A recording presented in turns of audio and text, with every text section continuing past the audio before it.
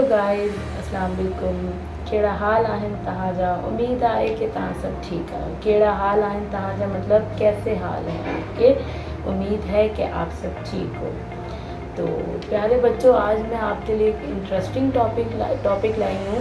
हमारा टॉपिक है सिंधी का लिसनिंग असेसमेंट। अक्सर हमारे स्कूल में होता है सिंधी का लिसनिंग असेसमेंट। हमें नहीं पता होता कि हमारा जो है वो सिंधी का लिसनिंग असेसमेंट कैसे आएगा। कि आपको एक कहानी सुनाई दी जाती है, आप एक कहानी की रिकॉर्डिंग सुनते हो और उसके बाद आपने उसके अबाउट जो है MCQs के जवाबात देने होते हैं, ठीक है, बिना किसी की हेल्प के, क्योंकि ऑलरेडी आप कहानी जो है वो सुन चुके होते हो, ठीक है।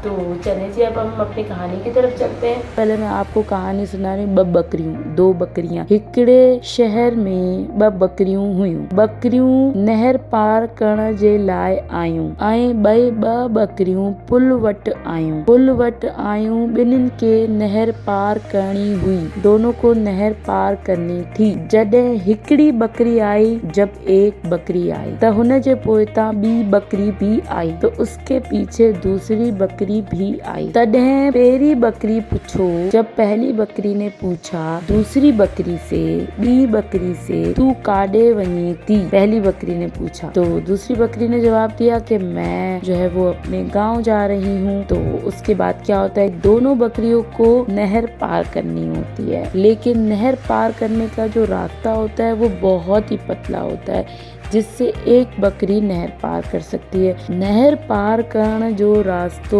एॾो सन्हड़ो आहे, सन्हड़ो मीन्स पतला, एॾो सन्हड़ो आहे जंहिंजी वजह सां नहर हिकिड़ी बकरी पहिरियों पार करे ऐं ॿी बकरी पोइ पार करे। एक बकरी ने कहा कि हीअं था कयूं त तूं पोयां अचु ऐं मां अॻिते थी वञा, मां वञा थी ऐं तूं मुंहिंजे पोयां अचु। हिन तरीक़े सां हिकिड़ी बकरी वेंदी आहे ऐं उहा ॿी बकरी भी चवंदी आहे त मां वेंदमि। पहली बकरी जाना शुरू करती है तो दूसरी बकरी पीछे से बोलती है, ॿी बकरी चवंदी आहे त मां वेंदमि। पहिरीं बकरी चवंदी आहे मां वेंदमि, ॿी बकरी चवंदी आहे मां वेंदमि। ॿिन्हिनि जे विच में झेड़ो थी पवंदो आहे। पहली बकरी बोलती है मैं जाऊंगी पहले, दूसरी बकरी बोलती है इसका मतलब मैं जाऊंगी। तो दोनों में लड़ाई हो जाए, ॿिन्हिनि में लड़ाई थी वेंदी आहे। ईअं लड़ाई कंदे कंदे ॿई नहर में किरी पवंदियूं आहिनि। हिन कहाणी सां असांखे इहो सबक मिले थो त जल्दबाज़ी न कजे ऐं आराम सा हर कम कजे। तो हमें ये करना चाहिए कि पहले एक को जाना चाहिए फिर दूसरे को जाना चाहिए, क्योंकि अगर हम लड़ाई करेंगे